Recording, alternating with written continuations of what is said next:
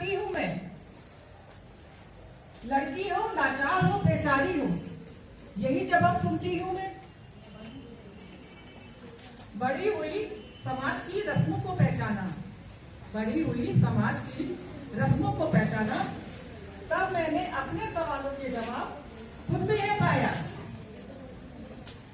कि लाचार नहीं, बेचारी नहीं, एक धड़कती चिंगारी हूँ।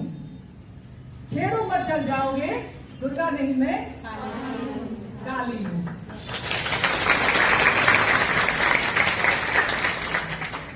परिवार का सम्मान हूँ, माँ बाप का अभिमान हूँ। औरत के रूपों में सबसे प्यारा रूप हूँ मैं। जिसको माँ ने बड़े लाड से पाला, उस माँ की मैं रानी बेटी हूँ। गर्व से कहो कि मैं एक बेटी हूँ, मैं एक नानी। इसमें आप जब कुछ मतलब डाउनलोड करेंगी और आप देखेंगे इसका डिटेल, आपको कुछ समझ में आ जाएगी ये कितना वैल्यूएबल और कितना इम्पोर्टेंट ऐप है, जो मोबाइल में होना ही होना चाहिए हर किसी के, टीचर्स के भी और गर्ल्स के भी, हर किसी के मोबाइल में ऐप डाउनलोड होना चाहिए। हाँ, इधर कैमरा ये ग्रीन वाला, इसको डाउनलोड कर लीजिए, ठीक है। और इसके एक है ये वाला, इसको टच करते हैं तो हमें ये पता लग जाता है कि जिस जगह पर हम हैं वहां से पुलिस स्टेशन कितनी दूरी पर है। आप ये ऐप डाउनलोड करेंगी तो आपको उसके आगे ये सब लिखा हुआ है, आपको समझ में आ जाएगा कि ये ऐप हम डाउनलोड करते हैं तो हमें कितनी फैसिलिटीज देता है वो हमारी सुरक्षा की। बस ऐप का नाम ध्यान रखिएगा, रक्षा ऐप।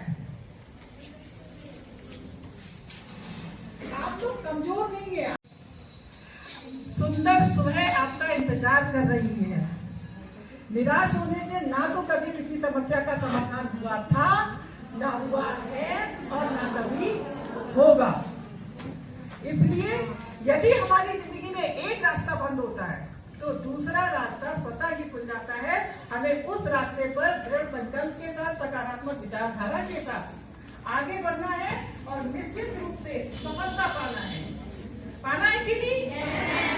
अपनी आत्म सुरक्षा के लिए जागरूक होना है, पढ़ाई में ध्यान लगाना है, डॉक्टर इंजीनियर बनना है, आत्मनिर्भर बनना है, क्योंकि आत्मनिर्भरता हमें आत्मविश्वास और आत्मबल के साथ जीना सिखाती है।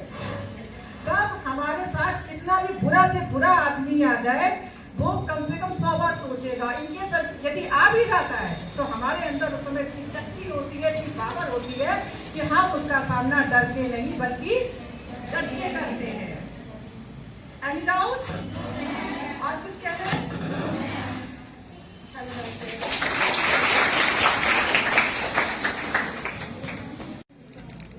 आपको ये प्रोग्राम कैसा लगा?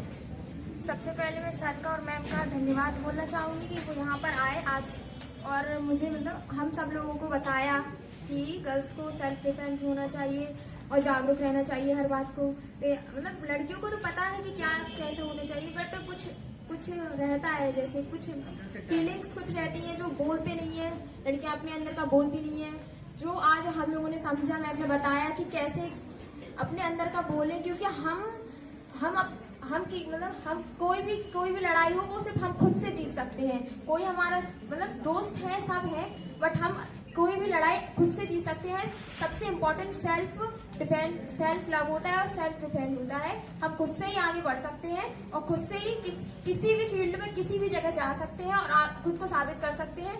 जरूरी नहीं है कि हम एक बार 2 बार हार मान गए तो हार मान लें, मन में रख लें कि हम हार मान गए। एक बार और ट्राई किया जाए कि शायद हम और एक बार और करके देखें, खुद पे भरोसा करें। बस हमने मतलब आज मैंने यही सीखा है कि खुद पे ट्रस्ट करना चाहिए, खुद से ही हम जो चाहें वो हासिल कर सकते हैं। Thank you ma'am.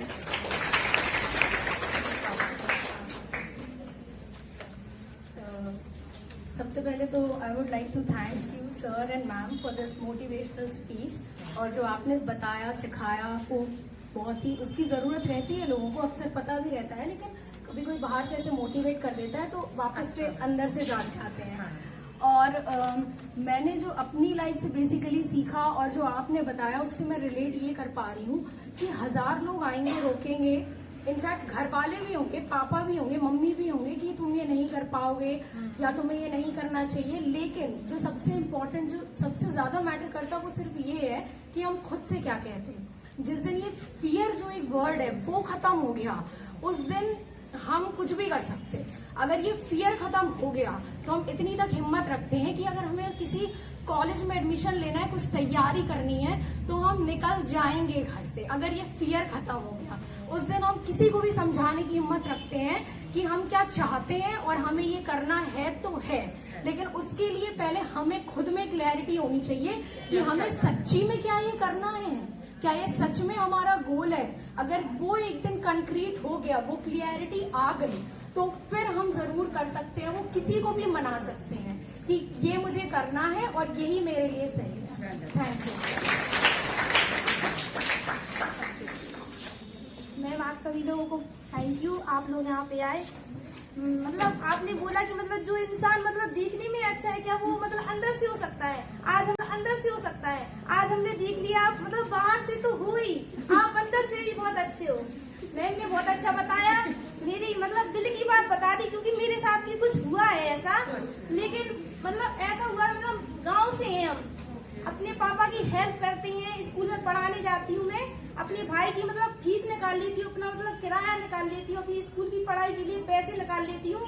तो हमारे साथ ऐसा हुआ कि हमारे यहाँ पे यादव बहुत हैं, साले जलते हैं। हम उसके घर पे गए तो मतलब सही बात है, असली की बात नहीं है, हुआ है ऐसा मेरे साथ। मैंने मैम से बोला है, मतलब मैम इतनी अच्छी है कि मतलब अंदर से अलग ये बात निकली। मैम से बोला मैम मेरे साथ भी हुआ है ऐसा। तो मैं उसके घर पे गई तो मतलब उसने गेट लगा लिया, मेरे हाथ पकड़ने की कोशिश की, तो मैं समझ गई। तो मैंने अपनी कसम घर पे तो नहीं गई, घर पे नहीं गई, पहले तो मैंने उसे बैट लेके इतना मारा, इतना मारा कि मतलब हमने सोचा घर पे मतलब मम्मी लोग गुस्सा होंगी। तो पहले तो मम्मी ने मेरी बहुत हेल्प की और फिर मेरी बहन ने मतलब मैंने ये भी देख लिया कि मतलब हमने मतलब उसका मतलब बदला चुका दिया। मैंने उसका बदला चुका दिया। फिर हमारी बड़ी दीदी ने क्या किया कि मतलब रिपोर्ट कर दी, रिपोर्ट कर दी। फिर पता क्या हुआ, पुलिस वाले क्या होते हैं, भ्रष्टाचारी होते हैं, ये मेरी गारंटी है। और मैम ने भी बोला है अभी, भ्रष्टाचारी होते हैं, 20,000 रुपए में बिक जाते हैं साले। 20,000 रुपए ले लिए हमने। और पता क्या कह दिया कि लड़की ने 20,000 रुपए ले लिए, ये बोला उन्होंने। मतलब लड़की ने 20,000 रुपए ले लिए, खुद ने ले लिए। और हमने इतनी सुनाई थी थाने में, अपनी कसम खूब सुनाई थी हमने। अभी ना थैंक यू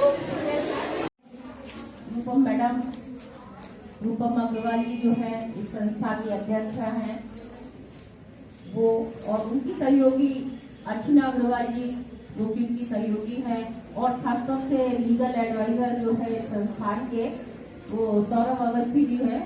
और ये कार्यक्रम में मैंने उनको अनुमति दी और मैंने पाया कि मैंने अनुमति सही दी।